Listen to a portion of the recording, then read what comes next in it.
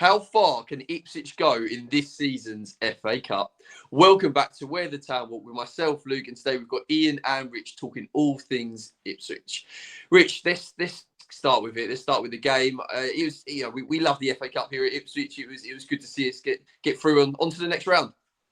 Yeah, I thought firstly, Luke, I thought the crowd was really impressive. I mean, you get a lot of I think I see Stoke Coventry at the weekend, and Coventry took a full allocation, and the Stoke end was literally there was empty seats everywhere. So 27,500, fair play to Blackpool. They bought, I think, over 1,500, so which is a long way, with the weather, what it's been like in this time of year. So fair play to them. Yeah, look, I enjoyed the game. I thought it was a decent game. I thought Blackpool played their part. I thought they came and had a game plan, and they sat in, but they looked to hit us on the break. And you think they had a couple of chances where they could have scored. Sort of, it could have been a different game, but in the end, we got the job done, into the hat, and hopefully another winnable game coming up tomorrow night when the draw's made. Macclesfield at home, Luke. We'll take that. Is that who you'd like? Yeah, I think a home draw at the minute. I think it'd be quite nice. Yeah, definitely. What about you, Ian? Did you enjoy the game, mate? Yeah, I mean, for me, the FA Cup has always been special. I think back to those days in the 70s where the cup final got primetime viewing and all the stuff that went on around it. And for me, it was like, Ipswich was so established in the first division football. And it was always this chance to maybe play a team that I just only read about, never seen. Whereas now, obviously, with promotion relegations and clubs coming up and down the tiers quite rapidly, you do get to play most teams as it is. But for me, it was like, who are this club? Look at that strange kit they're wearing. It was something magic about it. And, like Rich said, Blackpool, brought a really good crowd down, made the day, special for them, I guess, to a degree. And 27,000 fans. I think we had the same last year. And the FA Cup recently has become notorious for being a poor attendance, fixture. And it seems that Ipswich are probably one of the few clubs bucking that trend, because I think we had just over 27 last season for the third round of the FA Cup. So it was great to see that, fans took to the offer of £10 and £15 tickets, maybe convince a few other people that, this is something I really want to get into, although there's a massive wait for season tickets. But yeah, I mean, I love it. And I think, a good cup run, some people say it gets in the way, but we've got a big enough squad that needs to have match minutes. And this is an opportunity for Kieran to kind of feed those minutes into the players who are sat on the fringe and look at other options as well. And playing with different partnerships like Greaves and Kipri work really, really well. A bit of a headache there. Do you bench your skipper? But so I love it. FA Cup, brilliant. Let's get as far as we can in that competition. Yeah, I completely agree. Though, some people say, would it hinder the season having that distraction? But no, I think, like you said, we've got a big enough squad. I think it would actually help us, because it keeps the players that don't get as many minutes, that you can keep them playing as well. Because McKenna likes talking about it. We have two players for every position, and it's not like we have someone better than the other one. It's just we have two players for each position. So even when we play our second string team, it's not exactly that much weaker than obviously our first team, if you like. But yeah, let's get into the way the game played out. I actually thought I was interested to see how we'd start the game, because obviously we had the game postponement at Portsmouth, and I thought, it's been quite a while since we've had our last game. It's an FA Cup game, or the other players going to be up for it? And I actually think we look quite sharp. I think it was some of the most fluid football I've seen us play for a little while, Rich. And I think it's testament to players coming into the team that's not normally started to still be able to play that way. Yeah, I think first off, I think we moved the ball a little bit quicker, Luke. I thought yesterday. Obviously, Clark was playing in the 10. I mean, we all held our breath, didn't we, when Wes made that tackle over on the side and he went down and he was limping. I'm thinking, he just can't catch a break, and he was thankfully he was okay. But yeah, I thought, look, we started well. They obviously sat back. They played five at the back. They let us have the ball. But then sometimes we do move the ball a little bit slow, don't we? I think we've spoke on here a few times about speed of ball, and you've got to be able to move that ball quicker. There was a lot of ball coming down our left. I think that was sort of the main threat. And if you look in that first half, other than Jaden's goal, I mean, he must have had another probably 4 efforts on goal. Wes was a little bit, he didn't really get a lot of the ball over that side. But yeah, I thought it was a decent game. I think you've got to shout out Greaves, Luke. I think at 0-0, he makes I sat North Stand Up yesterday. He made a fantastic block when they got in behind Ashley Young, which I think they were trying to do a couple of times. That sort of looked where they were playing on him. They got him down that side, and it was a cutback, and it was good as a goal for him. You know, he blocked it. It was probably going to be 1-0. If that goes in, it's a totally different story, I think. Whoever gets the first goal, but then we obviously got the first goal, and I thought it was decent performance. Were you a little bit surprised that Matasi were playing? Because I was a little bit. I thought he might have a rest, but then I think Kieran spoke after the game. You've got to get that balance, have you? That we had the game cancelled at Portsmouth, and then you're not playing again until obviously Saturday against Blackburn. So certain players, I think it's certain players you can probably take out and they can have a rest and it might not affect them. But certain players, if they're playing well, I think you just want to keep playing. That repetition is probably, you'd rather play than train, wouldn't you? I think if you're a footballer. Yeah, no, I agree. I was surprised, but then I wasn't because of the game postponement. And I think Matthew seems like one of them players that he wants to play, he loves playing. And he's so pivotal to how we play as well. So I think you take him out, try and shoehorn someone else in that plays slightly differently in that position, it could have not been as fluid as it obviously was. So yeah, that was brilliant. And let's talk about Jayden's goal, Ian. It's beautiful. And we work it really well though. That move was really. We were talking obviously just now. Rich mentioned about the pace of the passing, 1-2 touch. It wasn't it? From the right-hand side, Jack Clark, Ben Johnson, over to Jayden. We create that space, get Jayden in, and it's a beautiful finish, isn't it? Yeah, I mean, you said if you can give him the space on his right foot, where you force him to hit it first time, and I say that because you're not Jayden's like. If he has more time, he takes more touches than he needs to sometimes. But yeah, I mean, he hit that and it makes it look so easy, doesn't he? The way he just literally passes it into the net. And that's what you tell a lot of strikers these days, don't blast it, pass it into the net. And I think earlier in the season where we had, I can't remember which game it was now, where we must have missed about 4 or 5 straight point blank goals by blasting the ball too much. So, yeah, I mean, and, you have to just watch out we don't become one dimensional though, because clubs just see that everything goes down to Jayden on the left. I think when Nunes set up Egley the other day and Wes Burns the other day, that was a kind of mirror image playing down the right-hand side. And it'll be interesting to see how that develops now that Burns is back in the squad, because we need to have that both wing threat going forward. We can't just be a single dimension team. And I also noticed that Ben Johnson was playing that inverted fullback role quite a few times as well. So it's key there that obviously we have someone who can train as Leif Davis trains and pick up the roles that Leif Davis has been given this year. For me, the only real kind of point of caution from Saturday's game was there were at times in transition from attack to defence where it wasn't obvious our shape was correct.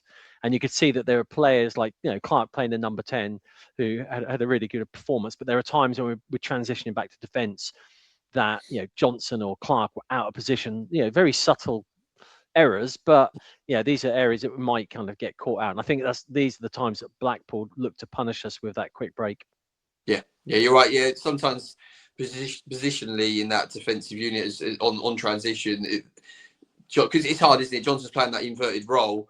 Then Greaves comes over to the left-hand side and it creates a big gap. Obviously, we like to do that to squeeze teams, but then, the transition, it's like you say, it's very minor details, but that's how football works. It's about the minor details, isn't it? But I think all in all, I think Johnson had a good game.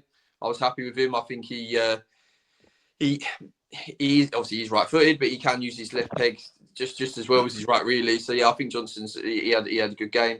I want to talk about Jack Clark in the 10. I want to talk about it because I made a note even just during the game. I was actually impressed. I watched him quite a lot in there. Sometimes I like to, when I'm watching the game, I'll pick a player and I like to watch them quite closely just to see what positions they're picking up and how they're moving. And he was picking up that position that Chaplin likes to pick up, or almost closer to the right hand side. That's where he likes to picking up the ball, and he's got the ball carrying ability of Hutchinson. I think I can see why McKenna played in there. I want to know what you thought to it and whether you think that's going to be something going forward into the future that's actually going to be his position. What do you think, Rich? Interesting one, because I think if you probably spoke to a lot of fans yesterday, I thought that might have been the time to play Egley there, Luke, because we've obviously spoke about him on here. You might have dropped him in that 10, but I think Jack Clark, he's such a good footballer. He looks really good on the ball. He's got good movement. Would I like to see him there more permanently? I don't know. I think he came on against Oxford and it didn't really work in that game. I think yesterday, look, he got a lot of ball. He had to drop deep because they were sitting in, and we're probably going to get that when Blackburn come on Saturday. They're going to probably come with a game plan and try and make it difficult for us. So you've got to have different tools in there. I think we spoke on here obviously about Chaplin before. I think there's still an opportunity to bring him back. If it was down to me, I think, I've said before, I think on here that I wouldn't, but I think I probably would now. I think I've changed a little bit on that because Smodix, it looks like he might move on. Akpom's probably now more of a 9, Luke. So other than Nunes at the minute, I know he played Clark there yesterday. We haven't really got another player to play in there. And I know it was a good opportunity to play Jack Clark there yesterday to have a look at him. But I just think someone like a Chaplin, just till the end of the season. I'm not saying he's going to be starting games because it looks like Nunes is going to be, he's going to be the 10 moving forward. But you're only an injury away from having a headache, aren't you? It's, do we look to bring Chaplin back or do we look for another 10 in the window? I don't really know. But I think if it was down to me now, I think I'll bring Chaplin back until the end of the season. Look, he's been away. It might have done him good to have a bit of a break. He hasn't really worked out for him at Portsmouth so far. So I would personally bring him back. Jack Clark in the 10, not really long term for me. I don't see it at the minute. It's one where you could put him in there for a few minutes, but I don't think I'll be starting him in a league game in the 10. That's just my opinion. Okay, interesting. I said it's just personally, I was quite impressed with him. I was quite impressed with him in the 10. I thought his ball carrying ability.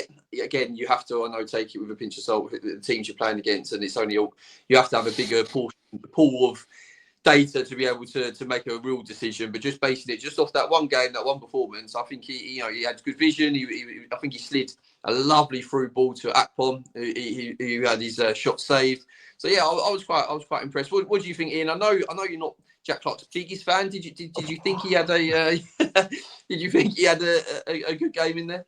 I think I'm in Richard's camp. Yeah, I wouldn't have his number 10 if you bring him on as number 10. I think he started as number 10. It wasn't so bad. One good thing about Jack Clark, he's that kind of person you just can't tackle. You try to get the ball off him, and what you can use that to do is to draw the foul. And with a team that sits so deep like they do, get Clark to sit on the edge of the box. They have to come to him, and when you've got a couple of set piece players like we have in the squad, that's an ideal opportunity to draw that second yellow card or draw the foul or pull the centre back out of shape. And the idea of Clark playing a number 10 for me is to have a very close support from another position so that you create the space to then expose. And that worked well. Akpom got given that space by Clark, and he's working on his vision. I think Clark's vision is getting better every game. I still think his stronger position is out on the left coming across the park.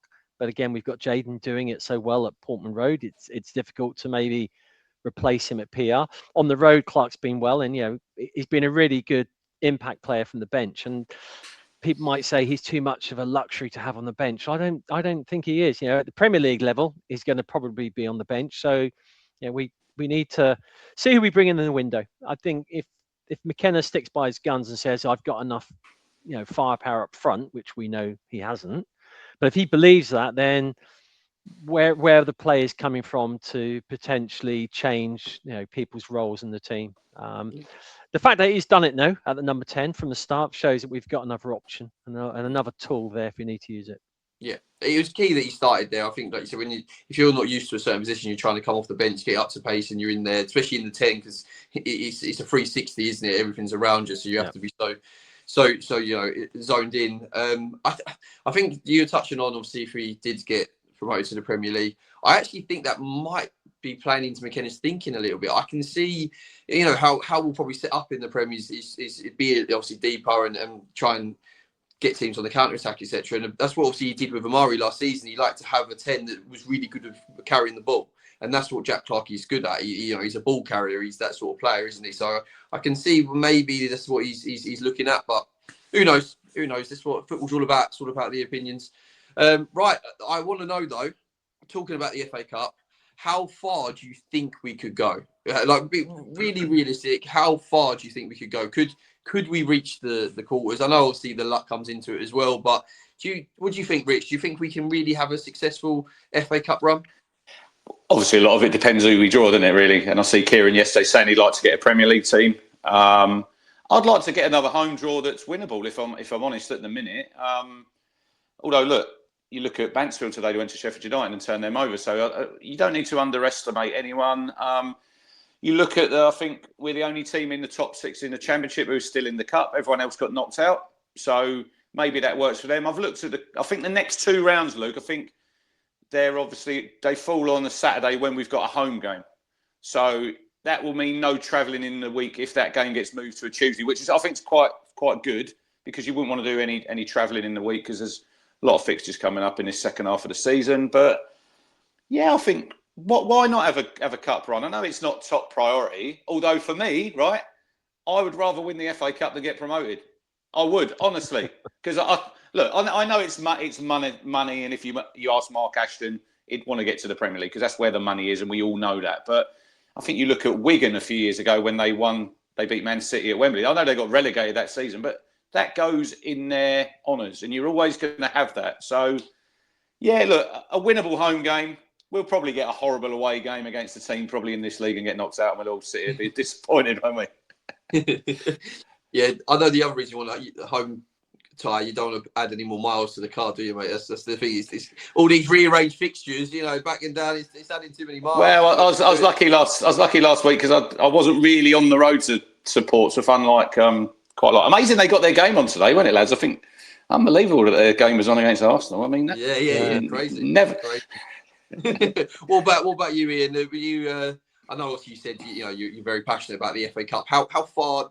Say we've had, we get okay-ish draws in the next round. What would you think? Can we get far? Oh, so there's no reason why we can't get to the quarterfinals. I mean, Man United are out. I mean, they're not doing that well in the Premier League, but they're still a big club. Leeds had a come from behind win, didn't they? Yeah, there's some really big names still in the competition, and how much on their agenda is winning in the FA Cup? I think Leeds will probably have their focus on avoiding relegation. Burnley again, teams who are going to be middle of the table Championship. I mean, Norwich through to the next round, but they're going to be fighting relegation. We could argue that we need to concentrate on promotion, but I think we have the squad that can deal with both those competitions well, and I'd like to see us get at least to the quarterfinals. The next round is over the Valentine's weekend when we're supposed to be playing Hull at home, so that's going to be interesting because we've already got an extra fixture with the Pompey rearranged fixture at the start of the month, and then that's going to knock the Hull fixture.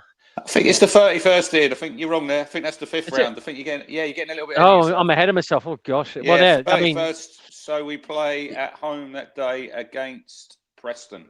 Okay, yeah. So another potential, playoff contender there. So it would just have to be careful we don't start knocking these fixtures down the track, and suddenly we're going to have 3 games in a week again, which is going to happen.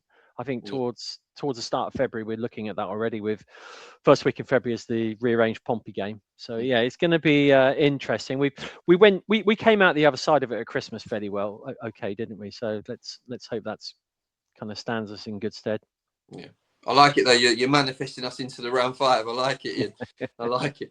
Right, let's get on to obviously back to the league, back to the business. Blackburn, Rich mentioned it earlier. It's going to be a tough game. Obviously, we've played them twice really already. Do you know what I mean? We know them very, very well.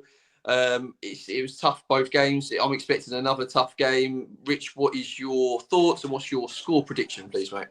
They're better away from home, Blackburn. If you look at their home form, I think they've only won 2 all season. So they're obviously better on the road. They've got a good draw at Borough, I think, over Christmas time. Look, it's a game. It's a 12:30 game, so I'm not expecting it to be a rip-roaring atmosphere, Luke, because we spoke about atmospheres before, and I think, them 12:30 games, you're never gonna sort of have a great atmosphere. But look, it's a game at home. We've got back-to-back home games, the next 2. We should be looking for 6 points. We've now with that Coventry performance, you've set the bar. We know what we can do. We've wanted that for a long, long time, and we showed in that game that we are a good team. And now you've got to just continue that sort of that momentum. But we're really good at home. We've got really good home form. Blackburn will probably come and sit in. They'll make it difficult, and it's all about you have a little bit of patience, with your play and in the stands as well. We've all got to just play our part as well, because they're not going to come there and we're not going to roll them over. It's not that easy in this league. They're fighting down the bottom. They want the points, but I'd expect a town win. I'd be disappointed if we leave the stadium Saturday afternoon and we've not got the 3 points, and we get to steal a little bit of a march on everyone else. Put a little bit of pressure on them maybe. So I'll go for a 2-0, another home win and another clean sheet. Yeah. I'm agreeing with that. Ian, what do you think, mate? Are you expecting a tough game against Blackburn? Are they going to sit in? Is it going to be one of them games where we're going to have to try and break through a low block? Yeah, I think it's going to be a chess match out there. For me, I just want to kind of concentrate on Saturday because I know what's coming around the corner with the Morsey reunion. I think it probably might only just be 1-0, and it's going to be one of these games which, like Rich said, it's going to be a pretty quiet crowd because we're actually focusing on the game. It's going to be about choosing your moment to push forward to try and get that goal without exposing ourselves at the back to a Blackburn counter-attack. I mean, they played extra time today, so hopefully that's kind of another half an hour of football they didn't want to play at the weekend. But they've got 6 days to recover. 12:30 kickoffs against, and that's just crap, isn't it, for the Blackburn fans as well to come all the way down. So again, I don't expect they'll have the biggest travelling turnout either. So it could be just a bit of a nail biter in the 85th minute, I think. But again, we need to be coming away with 3 points on Saturday. Definitely, no matter how it's done, it's one of them games, isn't it? Get the 3 points, see you later, job done. Right, on to the A to Z, and we are flying through, and we're on to the letter L now. Rich, we'll start with you, please, mate. Right, we're probably going to talk about it in a minute. We need a number 9. So I was looking at letter L's and number 9s that have played for Town. This guy, I remember been playing for Rotherham and Cardiff at Portman Road, and I thought, yeah, you're quite a handful. He was a bit of a bulldozer. Alan Lee, we signed him from Cardiff. He did go on to play for Norwich, but I wouldn't hold that against him. But he got 34 goals, Luke, in 109 games. I thought he was a really good signing. Joe Royal signed him, old-fashioned number 9, and then he went on. He worked in the academy, does some stuff at Colford School, and I think he still does stuff down the club on a match day now. It's one of them people, these players, they come to Ipswich, they move into Suffolk, and then they never leave, do they? Because it's such a lovely part of the world. But yeah, Alan Lee, if we're looking for strikers out there, someone in his mould would be very very appreciated at the minute. Definitely, 100%. Yes, there must be something in that Suffolk air. They, players from around the country, they come to Ipswich, they love it, and they're part of the system. Ian, what about yourself, please, mate? I'm gonna go down the other end of the pitch, and this is a guy who's actually meant quite a bit to me. He says Laurie Civil, Ipswich Town goalkeeper. I was quite lucky growing up because we used to take players staying at our house on digs. And one of the first players we had was Laurie Civil. So there I am as a young lad, and there's this goalkeeper staying at our house, a Suffolk boy from Lowestoft. And I always remember one night, Mum said, "Oh, Laurie's coming back." I went, "Laurie, why is Laurie coming back?" And it was 1976, and we'd drawn with Villa at Villa Park 0-0. And in the 89th minute, Laurie went down to Andy Gray's foot. He's such a brave goalkeeper. Went down to save the ball, but in doing so, he got a boot in the face and split all his face open, and he had stitches. And on the way back to Ipswich, someone from the club rang up and said, "Look, he can't drive home. Can he come and stay the night?"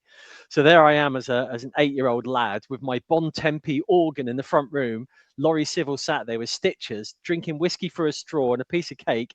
And I'm going, "Laurie, listen to this tune," playing my Bon Tempe organ. And I'm thinking, poor lad. Poor lad, it's happening. He's got a headache, having just, got kicked in the face by Andy Gray, and there's me in my green pajamas playing on my Tempe organ. But yeah, I mean, he's always been really close friend of the family, and as a result of that, I went on to become a goalkeeper, as did my son as well. Although I didn't get to play for Ipswich, unlike the other two. So yeah, for me, Laurie Civil, bit of an Ipswich legend, even though he was only 5'10", I think, or 5'9".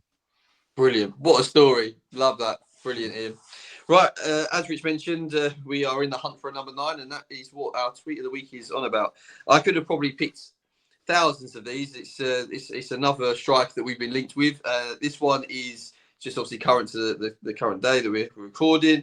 Ipswich Town are among the clubs eyeing West Ham United striker Callum Wilson. Like I said, there's so many that we've been linked with. Obviously, we were said to be in talks with Patrick Bamford. That seems to have gone by the wayside for whatever reason. The question to yourselves is, would you like Callum Wilson?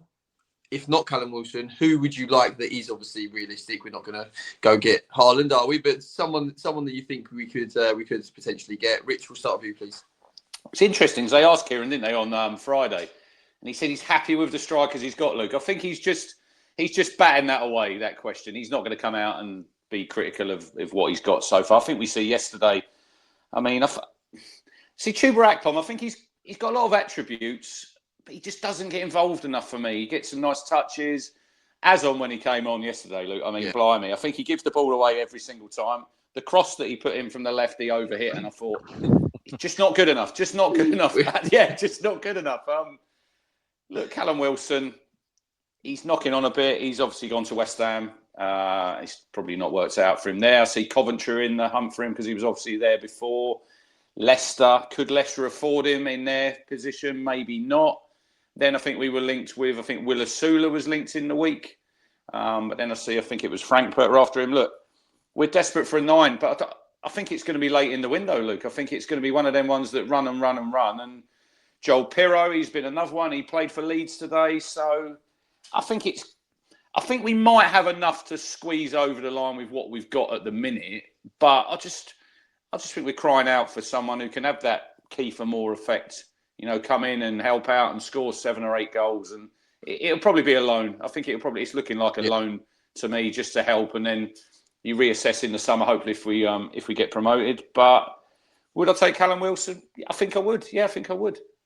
Yeah. I'm with you on that. And the Asulu, I might pronounce his name wrong, but the Newcastle lad, that would be brilliant if we could get that. But yeah, I've seen him linked with some real top European clubs, so that would be that. Yeah, if we could get that over the line, that would be incredible. What do you think, Ian? Is it Callum Wilson? Would he do a job for you, or who else would you like to bring in? I think we're in a position in the Championship where one of the few clubs can afford these players. Both PSR and actually having the money in hand. The thing about Wilson, if he's a West Ham player, there's a good chance that he wouldn't have to impede on his family life in any way. He could just come and train and play and still live at home. The lure of Coventry is his old stomping ground. What's he going to do when he finishes football? Is he looking to retire back in the Midlands? That might be something. Don't know if Coventry got the money or not. The other thing that's been interesting is with the changes to FA Cup ties now that you can play for two clubs in the competition, means that players aren't cup tied. And did Wolves play Strand Larsen as a kind of shop window to the? I mean, I know he scored a hat trick. Maybe they're going to reassess that and think they're going to keep him. But would Strand Larsen be someone we could potentially? I don't know how much they were paying him, but as a loan, we could probably afford him on a loan.